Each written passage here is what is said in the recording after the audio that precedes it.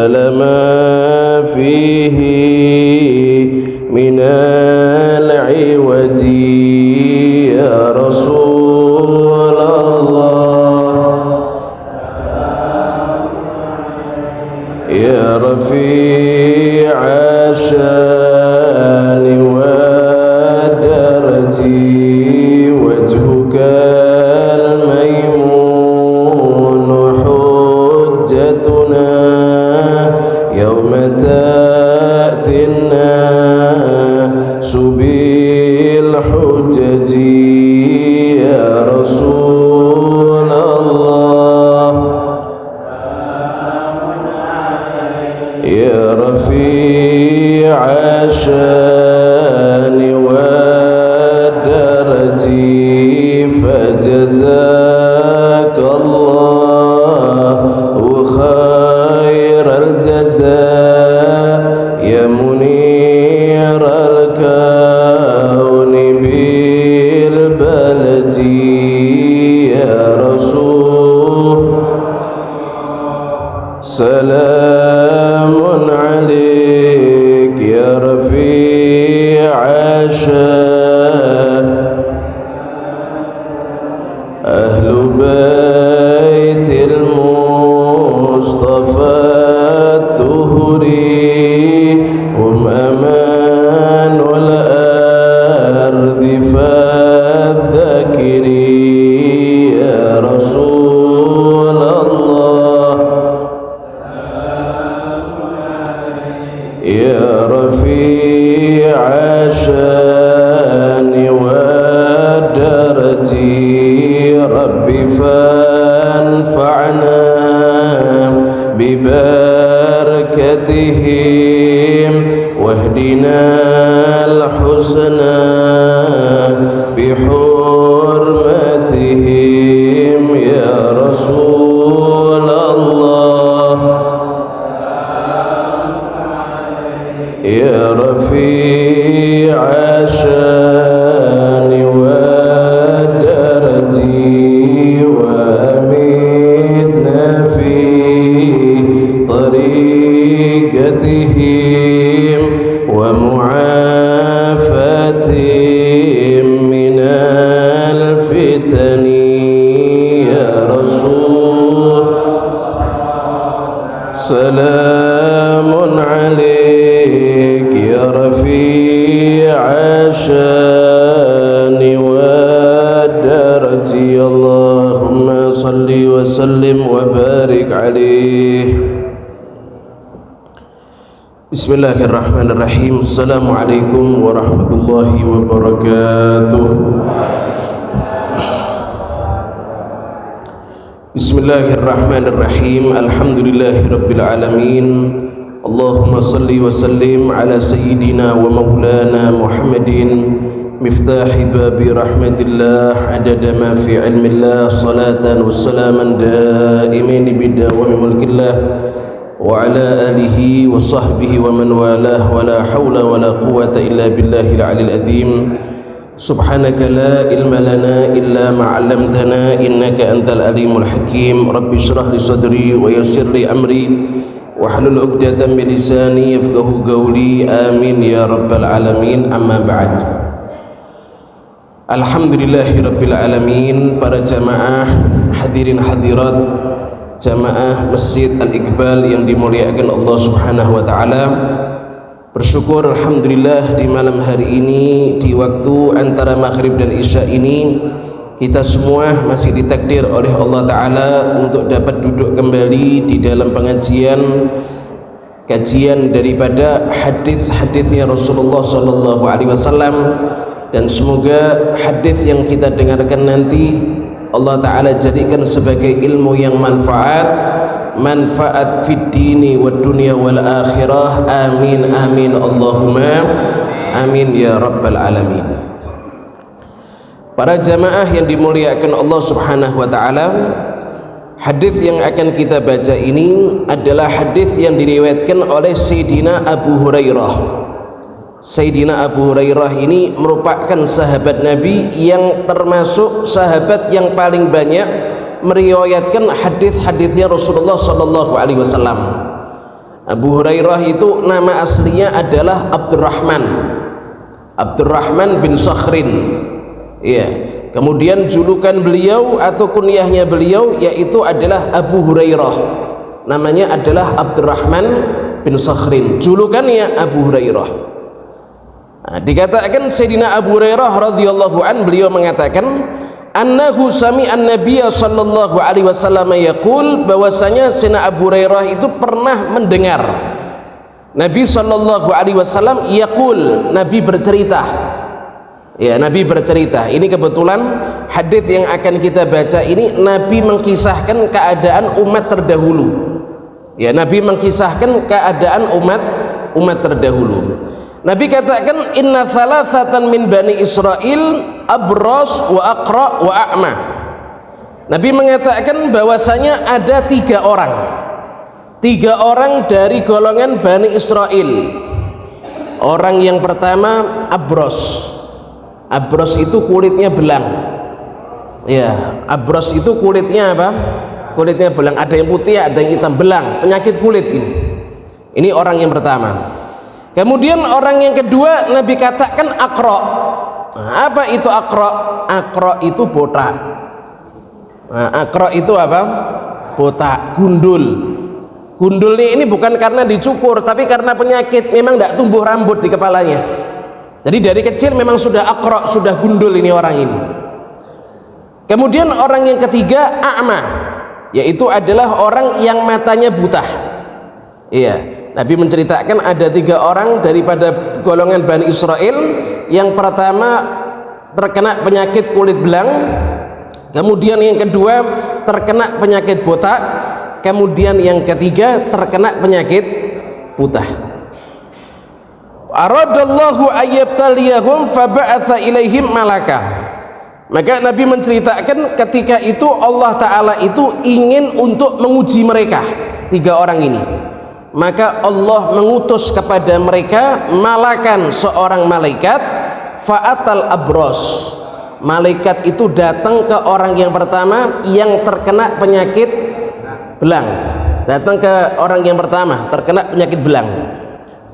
Malaikat itu makhluknya Allah Ta'ala yang bisa berubah wujud. Malaikat itu makhluknya Allah Ta'ala yang bisa berubah wujudnya sesuai dengan apa yang Allah Ta'ala perintahkan. Ketika itu Allah utus seorang malaikat dalam wujud seorang manusia datang kepada orang yang pertama penyakit belang. Maka ketika itu malaikat dia berkata, ayu syai'in ahabbu ilaik, wahai orang yang kulitnya belang, sesuatu apa yang engkau senangi, apa yang kamu inginkan, kamu itu kepingin apa? Tanya ini malaikat.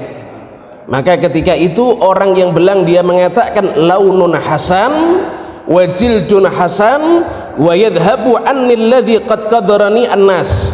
Ya, aku kepingin punya kulit yang bagus, aku kepingin punya kulit yang indah. Kalau dilihat kulitnya indah, warnanya bagus, kemudian Allah hilangkan dari tubuhku ini segala sesuatu yang membuat para manusia itu jijik kepada aku.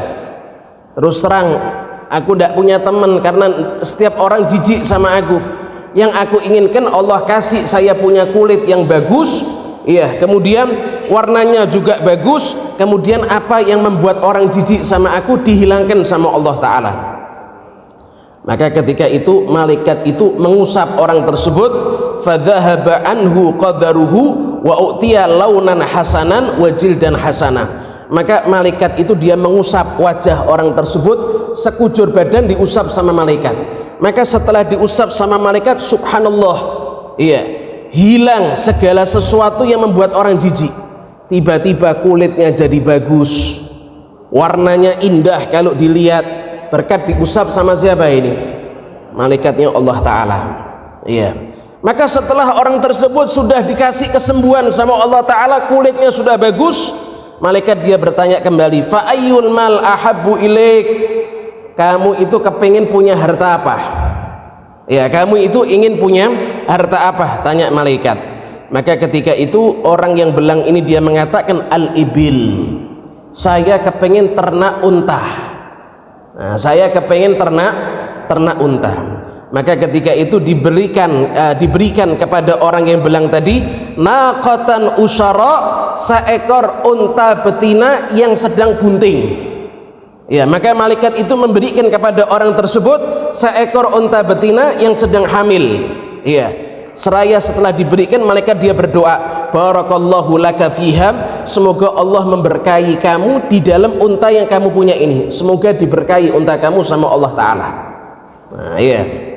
Nah, maka malaikat pindah ke orang yang kedua. Nah, orang yang kedua dikasih penyakit apa tadi? Botak. Nah, ini ngapunten, yang botak ngapunten di. Nah, ini yang ada yang botak kan karena dicukur. Ini akro, ini botak karena penyakit.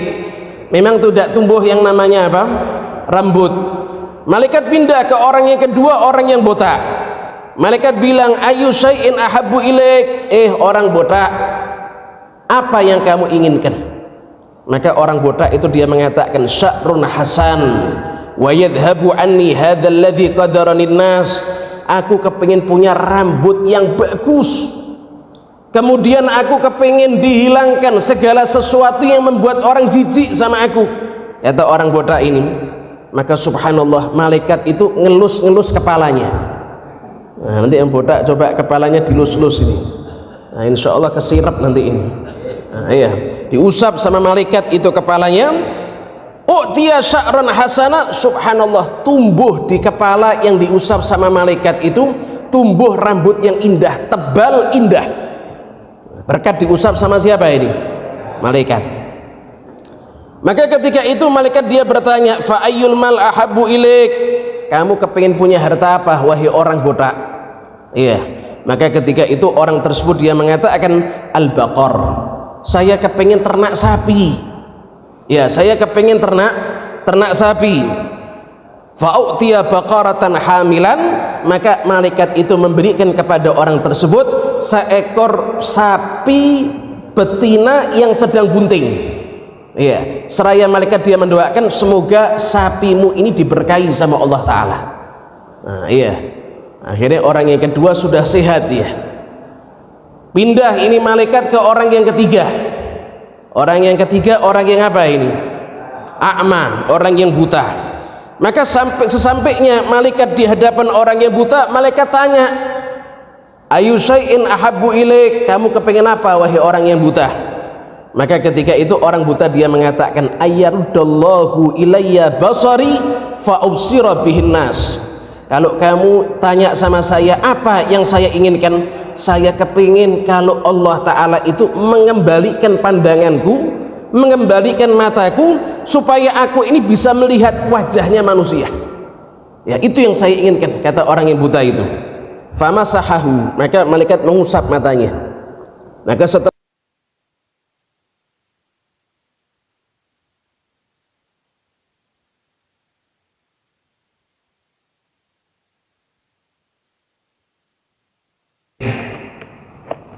itu malaikat bertanya, ayyumal ahabbu ilaik, orang yang buta, harta apa yang kamu inginkan?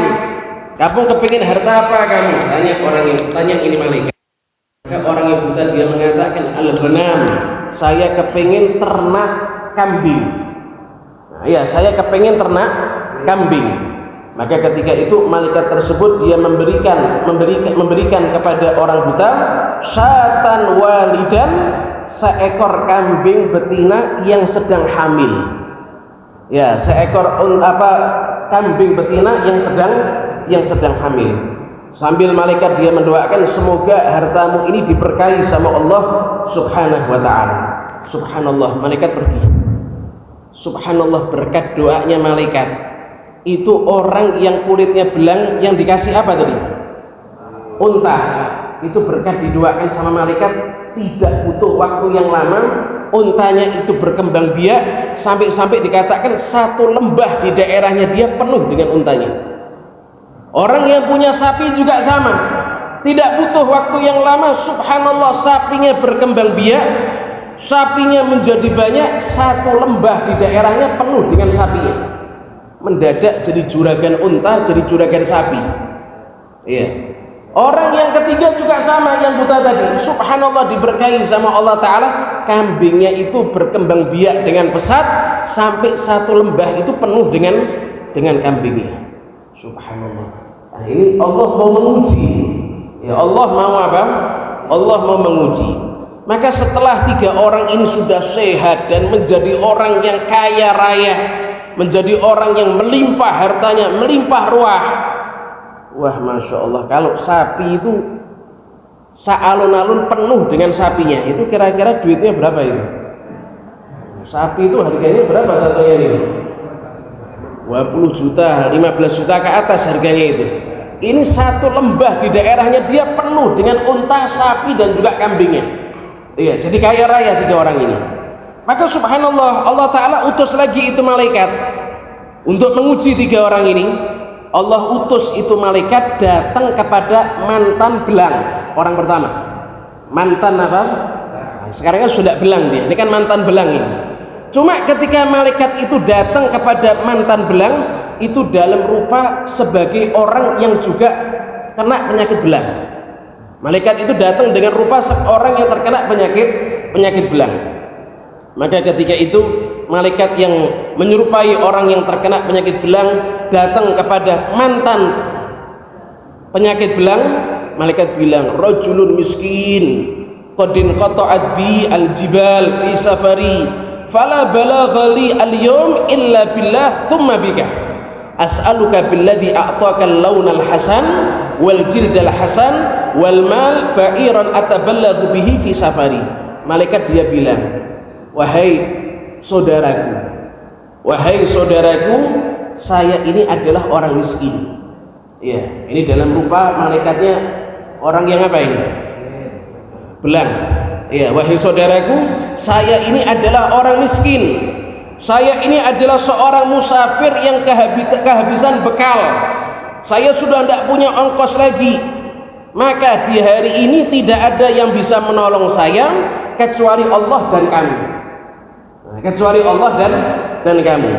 Saya minta kepada kamu demi zat yang memberi kepada kamu warna kulit yang bagus, demi zat yang telah memberikan kepada kamu kulit yang indah, harta yang melimpah, saya minta 1 untanya kamu supaya bisa menjadi bekalku sampai ke daerahku. Ini mintanya tidak nanggung-nanggung, mintanya apa nih? Jenengan juragan mobil, ada orang ngemis mintanya mobil. Nah, itu kinter-kinter pripun niku? Kasih napa mboten niku? Nek kasih besok saya datang rumah jenengan. Iya. Subhanallah. Iya. Saya dengan zat demi zat yang telah memberikan kamu warna kulit yang bagus, harta yang melimpah, saya minta kepada kamu 1 untanya sebagai bekalku untuk ke daerahku. Kata orang ini, kata si malaikat ini. Maka subhanallah, orang mantan belang itu dia sombong. Orang mantan belang itu dia sombong. Dia berkata dengan sombongnya, al-huququ katsirah. Iya. Orang belang, sambil dia mencaci ini. Saya ini punya kebutuhan banyak. Anakku banyak, istriku ya banyak, kata dia. Iya, saya punya kebutuhan ini banyak. Mosok kamu datang mintanya unta kamu ini, tidak tahu diri kamu, dicaci maki ini. Iya. Maka ketika itu malaikat dia berkata, ka'anni a'rifuk. Hati-hati ya, saya kayaknya kenal sama kamu, kata malaikat itu. Ya, kayaknya saya kenal sama kamu. Alam takun abrasa yaqdarukan nasu fakiran fa'ataqallah. Maka malaikat bilang, bukankah kamu dulu pernah belang kayak saya? Bukankah dulu kamu pernah belang kayak saya? Orang-orang pada lari jijik melihat kamu. Kamu fakir, kemudian dikasih harta sama Allah, diberkahi harta kamu sama Allah Ta'ala. Bukankah kamu adalah orang seperti itu? Tanya itu malaikat. Subhanallah, ini orang dia bilang, malaikat, innama warithu hadzal mal kabiran an kabir. Iya. Malaikat, orang belang, kata ini orang. Orang belang, nggak tahu diri kamu ya. Saya kaya ini warisan dari orang tuaku. Saya hartanya limpah ruah, ini dari lahir sudah kaya raya saya. kamu nyindir saya, mantan saya dulu pernah bilang saya dari lahir sudah kimis-kimis kulitnya. Ini orang apa nih? Orang sombong. Iya. Kata malaikat ketika itu, in kunta kadziban fasayyarakallahu ila ma kunta. Kalau kamu bohong, kalau kamu dusta, maka kelak Allah akan merubah kamu sesuai dengan keadaanmu seperti zaman kamu masih dulu kayak orang belang itu. Semoga dikembalikan keadaan kamu seperti dulu, kata malaikat ini. Malaikat pergi. Hati-hati ini. Ya, ini ujian daripada siapa ini? Ujian dari siapa ini? Dari Allah Ta'ala. Malaikat pindah ke orang yang botak. Dalam rupa orang yang apa ini? Botak juga. Malaikat datang, dia mengatakan seperti perkataan kepada orang yang belang tadi itu, saya orang miskin, iya. Kemudian saya ini musafir, kehabisan bekal, saya tidak bisa pulang sampai ke rumah. Hari ini tidak ada yang bisa nolong saya kecuali Allah dan kamu. Maka demi zat yang telah memberi kamu rambut yang bagus, saya minta kepada kamu satu sapi. Tidak usah banyak-banyak, satu sapi untuk bekalku ke rumahku. Iya. Maka ketika itu sama jawabannya, enak saja minta kok sapi. Iya. Al-huququ katsirah. Saya punya kebutuhan banyak. Kamu datang mintanya sapi, tidak tahu diri, sambil maki-maki dia. Iya. Malaikat juga nyindir lagi. Kayaknya saya kenal sama kamu, kata malaikat ini. Iya. Bukankah dulu kamu orangnya juga botak kayak saya kamu? Nah, iya. Bukankah kamu dulu juga botak kayak saya? Orang-orang jijik sama kamu, akhirnya kamu disembuhkan sama Allah, dikasih rambut yang bagus, dikasih harta yang melimpah. Iya. Orang ini dia bilang, saya lahir sudah bagus rambut saya tidak pernah botak. Saya ini punya sapi yang melimpah seperti ini, warisan daripada orang tuaku. Saya lahir sudah kaya raya. Kamu tidak tahu diri, sudah mintanya berlebihan, kemudian mencaci saya seperti itu. Bohong apa enggak ini? Ya Allah. Malaikat bilang, hati-hati ya, kalau kamu dusta, maka kelak Allah akan merubah kamu seperti keadaan kamu seperti zaman dulu. Kamu bakal botak, kamu jadi orang fakir, tidak punya apa-apa kan? Malaikat pergi, datang ke orang yang keberapa ini? Orang yang ketiga. Datang ke orang yang ketiga, malaikat dalam rupa seorang laki-laki yang matanya apa ini? Buta. Malaikat dia bilang sama, saya orang miskin, saya orang musafir, kehabisan bekal. Iya. Tidak ada yang bisa nolong saya di hari ini kecuali Allah dan kamu. Maka saya minta demi zat yang telah memberi kamu mata yang bagus, bisa mandang wajahnya orang, demi zat yang telah memberikan kamu mata yang bagus, saya minta satu kambing untuk bekalku ke rumah. Ya, untuk bekalku ke rumah. Subhanallah, ini orang yang buta ini ternyata orang yang tawadhu. Orang yang buta ini ternyata orang yang soleh. Maka ketika itu orang buta itu dia mengatakan, qad kuntu a'ma. Wahai saudaraku, dulu saya juga buta. Dulu saya juga apa? Buta. Ini beda jawabannya dengan dua orang tadi, dua temannya tadi ini. Dulu saya ini juga buta seperti engkau seperti ini. Iya. Kemudian Allah ngasih kesembuhan kepada saya. Maka sekarang juga sebagai wujud syukurku kepada Allah Ta'ala, Allah sembuhkan mataku. Maka khud masyita wada masyita, kamu ambil kambing apapun yang kamu inginkan. Kalau kamu tidak mau ngambil semuanya, kamu tinggalkan apa yang kamu inginkan. Yang kamu kepengen ambil. Mau ngambil satu, monggo. Ngambil dua, monggo. Mau diambil semua, monggo. Karena dulu saya juga seperti kamu. Masya Allah. Tawaduk napa mboten niki? Wah, ini orang kalau kaya tawaduk seperti ini malah jadi napa niki? Diangkat derajatnya sama Allah Ta'ala. Maka ketika itu, iya, si malaikat dia berkata, amsik malak, fa inna mabtulitum faqad radiya anka wa sakhita ala sahibaika. Malaikat dia mengatakan, wahai saudaraku, sudah sekarang kamu punya harta, jagang. Harta kamu jagang, ya. Kalian bertiga ini sedang diuji sama Allah Ta'ala. Maka sekarang Allah Ta'ala ridho kepada kamu, Allah Ta'ala murka kepada dua teman kamu yang tidak tahu diri, yang tidak mau bersyukur kepada Allah Subhanahu wa Ta'ala. Kamu diridhoi sama Allah, dua teman kamu yang botak dan juga yang kulitnya apa? Belang, dimurkai sama Allah Subhanahu wa Ta'ala. Ini pelajaran. Ya, ini pelajaran. Ada beberapa hikmah yang bisa kita ambil daripada riwayat yang dikisahkan sama Nabi SAW ini. Yang pertama, hikmah yang kita ambil, yang namanya penyakit buta itu penyakitnya orang-orang soleh. Ya, penyakit buta, matanya buta, itu penyakitnya orang-orang soleh. Kalau kita melihat biografinya para ulama, itu banyak sekali di antara mereka yang buta matanya. Contoh Al-Imam Al-Bukhari. Al-Imam Al-Bukhari itu ketika masih kecil beliau matanya buta. Berkat doa daripada ibunya, sampai akhirnya ibunya itu mimpi ketemu Nabi Allah Ibrahim alaihissalam. Akhirnya dikasih kabar sama Nabi Ibrahim bahwasanya Imam Bukhari akan disembuhkan sama Allah Ta'ala. Bangun tidur itu ibu melihat Imam Bukhari yang masih kecil sudah bisa melihat kembali. Jadi buta itu penyakitnya orang-orang soleh. Jangan malu kalau misalnya kita punya keluarga matanya buta, itu jangan malu, itu penyakitnya orang-orang soleh. Kenapa? Sebab kok buta itu penyakitnya orang-orang soleh? Maaf, yang namanya kemaksiatan itu mayoritas itu karena sebab pandangan. Karena sebab dia melihat, maka timbul yang namanya kemaksiatan. Karena sebab dia melihat, maka timbul keinginan untuk mengerjakan kemaksiatan. Maka orang yang dia buta, apalagi butanya dari kecil, itu dia tidak pernah maksiat dengan matanya. Itu penyakitnya orang-orang soleh. Makanya 3 orang yang terkena penyakit ini, yang selamat cuma yang apa ya? Yang buta, dia selamat dia. Karena itu penyakitnya orang-orang soleh. Jadi hikmah yang pertama. Jadi kita jangan malu kalau punya keluarga yang dia matanya apa? Matanya buta. Karena buta itu adalah penyakitnya orang-orang yang soleh. Hikmah yang kedua, iya.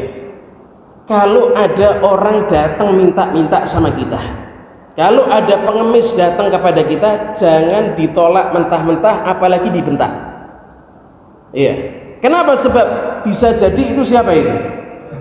Malaikat yang Allah utus untuk menguji kita.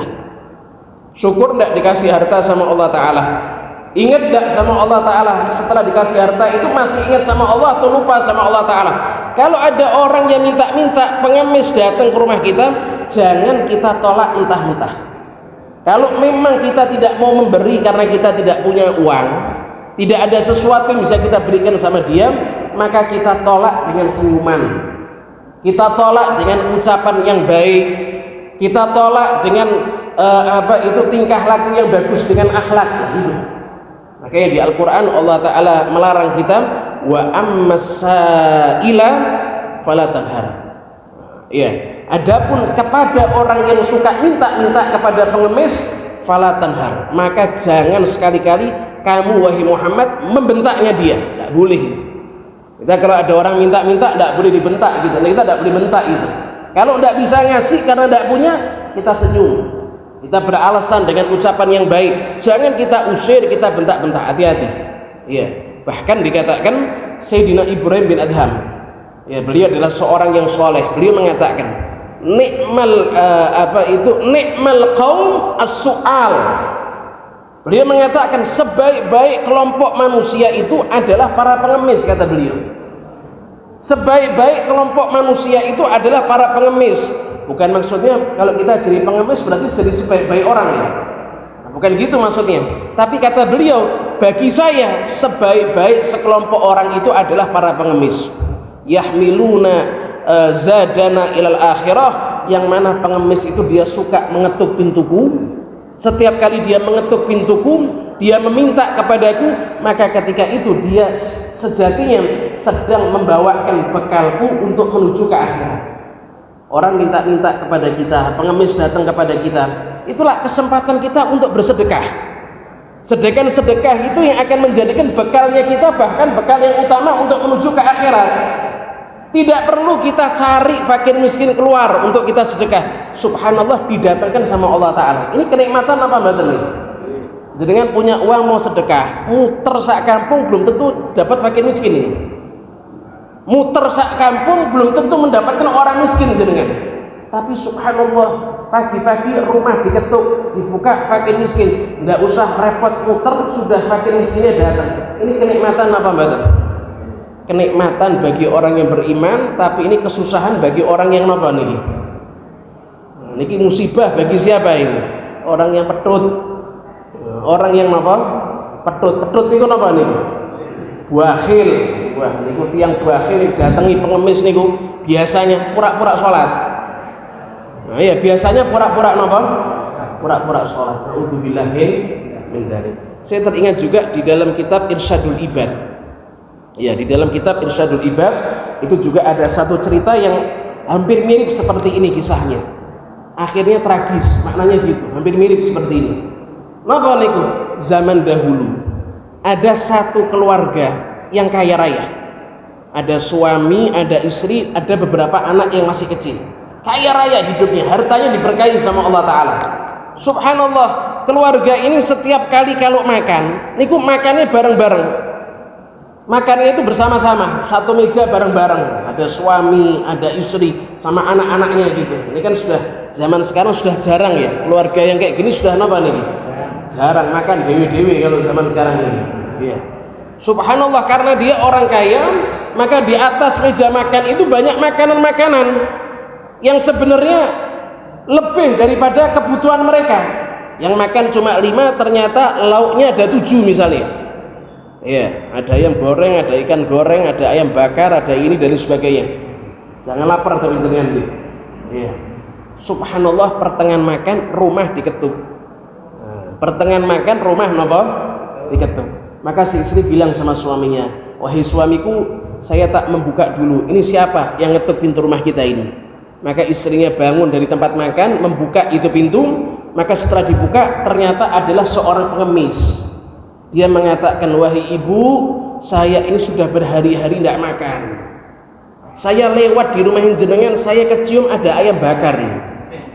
Nah, mungkin ada lauk yang turah atau ada nasi yang lebih, saya minta karena saya sudah tidak makan berhari-hari." Ya. Maka si istri bilang, "Wahai bapak, ini benar, ini ada makanan, kami sedang makan di rumah, tapi ngapunten deh, niku hartanya suami saya. Makanan itu adalah makanan suami saya tak minta izin dulu, nanti kalau diizini saya tak bawa kepada kamu satu piring makanan kepada kamu." Istrinya masuk ke dalam, izin sama suaminya. Suaminya bilang, "Siapa yang ketuk tadi?" "Fakir miskin." "Mau apa ke sini?" "Mau minta makan." "Tolong bilangkan sama fakir miskin itu suruh dia pulang. Kalau mau makan ya kerja. Kalau mau makan ya apa?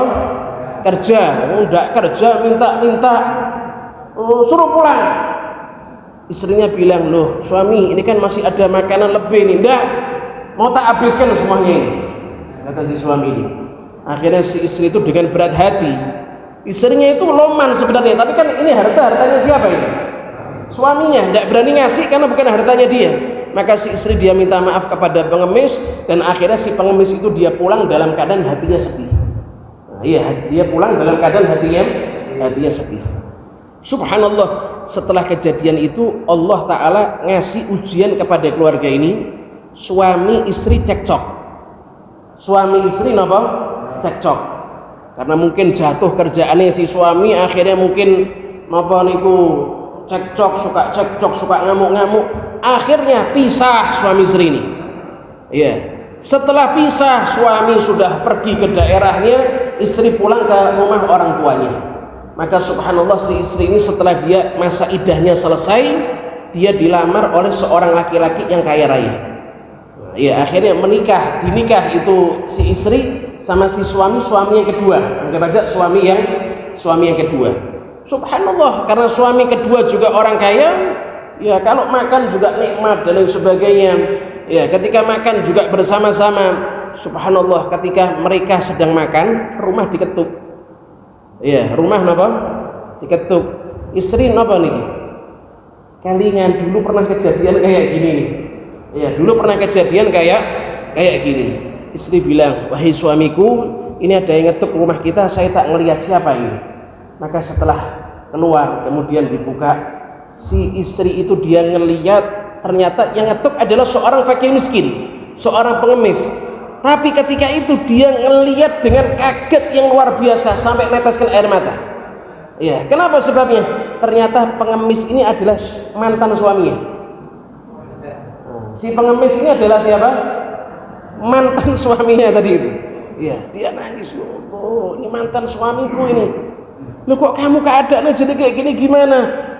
Loh, kamu kok di sini, kata si mantan suami ini. Iya, saya sudah dinikah sama pemilik rumah besar ini.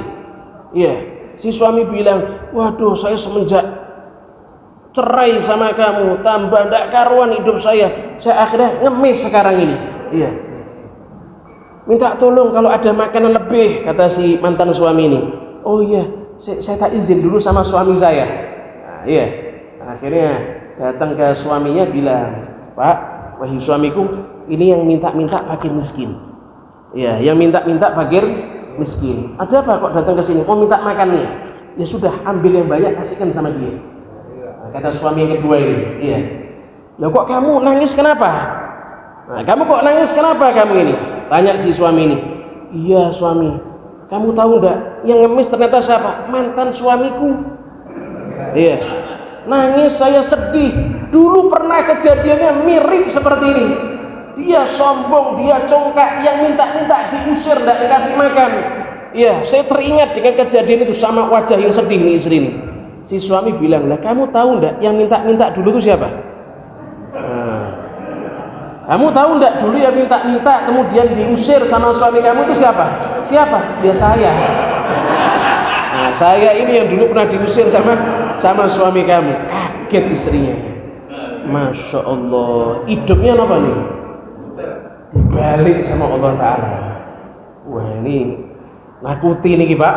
Iya, nakuti nih Bu. Kalau ada orang minta-minta diusir niku nakuti apa mboten niku? Nah niku jalan-jalan tahun depan dibalik sama Allah Ta'ala. Kalau jenengan yang jadi pengemis, delalah ngemis ke rumahnya orang, yang bukai orang yang pernah kula jenengan usir ketika itu. Naudzubillah min dzalik. Lah niki ujian. Iya. Makanya Allah Ta'ala melarang kanjeng Nabi, wa ammasaila fala tanhar. Terhadap orang yang suka minta-minta kepada pengemis, jangan kamu caci, kata Allah Subhanahu wa Ta'ala. Kenapa? Sebab karena seringkali itu adalah utusan Allah yang didatangkan sama Allah Ta'ala untuk uji kula jenengan. Makanya kalau ada pengemis jangan sampai napa niku dibentak. Ya Masya Allah. Niki napa Pak? Niki nasibnya tragis niki. Iya, niki nasibnya napa? Tragis niki, naudzubillah min dzalik. Makanya orang-orang soleh dulu niku kalau misalnya rumahnya didatangi sama pengemis, mereka tidak punya harta yang bisa mereka kasihkan kepada mereka, maka mereka berkata kepada pengemis, wahai saudaraku, ngapunten, ini tidak ada harta saya. Terus terang, nasib kita sebenarnya sama. Cuma saya tidak minta-minta gitu aja. Nasib kita sama-sama fakir dan juga miskin. Karena saya tidak punya sesuatu yang bisa kamu berikan kepada kamu, saya mau sedekah jasa. Mungkin kamu punya baju yang sobek, tak jahitkan ya sini. Nah, mungkin kamu punya baju yang sobek, saya apa? Jahitkan. Kebetulan saya punya benang, saya punya jarum. Kalau saya ngasih kamu benang sama jarum, kayaknya tidak manfaat. Nah, coba mungkin kamu punya baju atau celana yang sobek, tak jahitkan ya sini. Masya Allah, ternyata tidak ditolak, tapi napa nih? Sedekah jasa. Ada di antara mereka tanya, ya jenengan capek napa mbak? Iya saya capek, sudah keliling 3 kilo saya. Lah monggo lenggah rumin tak dijetinya sini. Saya tidak bisa ngasih jenengan apa-apa, wis setidaknya saya sedekah jasa. Jasa napa nih? Mijet. Masya Allah. Niku karena kenapa? Karena tidak mau mengecewakan orang. Ya, karena tidak mau mengecewakan orang, tidak mau ngeremehkan orang, tidak mau ngecewakan orang, tidak mau apa itu mencaci orang, tidak mau jadikan orang itu hatinya gelo. Nah, ini sifatnya tiang-tiang soleh ini. Nah, makanya kalau jenengan ini napa niki diusahakan jadi orang itu orang yang seperti itu, tidak suka nyepelekan orang, ya tidak suka mencaci orang, terutama orang miskin yang ngemis datang ke rumah kita, walaupun datangnya setiap hari. Masya Allah, jenengan istiqomah dari anakku bayi sampai kawin. Pendino jenengan ngetuk rumah saya nih. Ya dari anakku baru brojol sampai anakku bar kawin nih. jenengan istiqomah setiap hari, tetap dimuliakan. Niku tiang-tiang soleh niku seperti itu. Dan juga akhlaknya Kanjeng Nabi Muhammad sallallahu alaihi wasallam, Kanjeng Nabi niku tidak pernah nyimpen harta.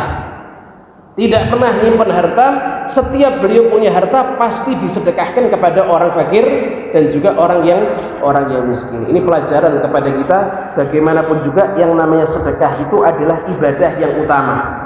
Bahkan orang yang sudah mati itu ketika nyawanya dicabut sama Allah Ta'ala, kepingin untuk dikembalikan di dunia, yang dia sebut pertama, fa'as-saddaqa, saya ingin bersedekah.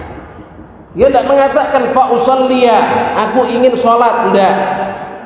Dia tidak mengatakan aku kepingin baca Quran, tidak.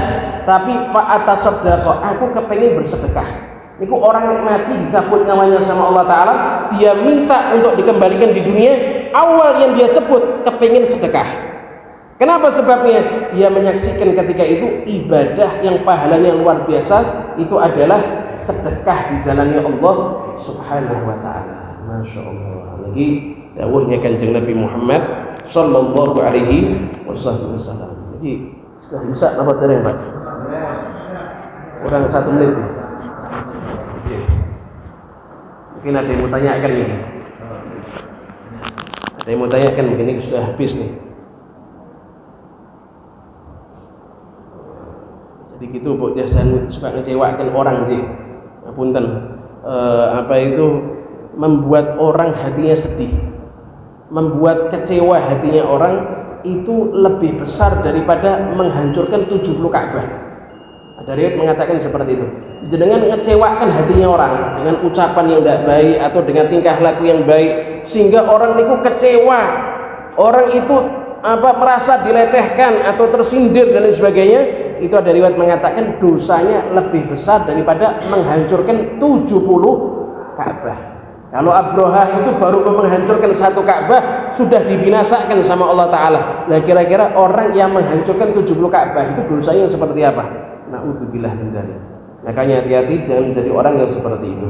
Mungkin insya Allah hadis dan kisah-kisah yang kita dengar tadi bisa menjadikan motivasi untuk kita dan dijadikan sebagai ilmu yang manfaat fid dini wal dunya wal akhirah. Wassallallahu ala sayyidina Muhammadin wa ala alihi wasallam walhamdulillahi rabbil alamin. Assalamualaikum warahmatullahi wabarakatuh.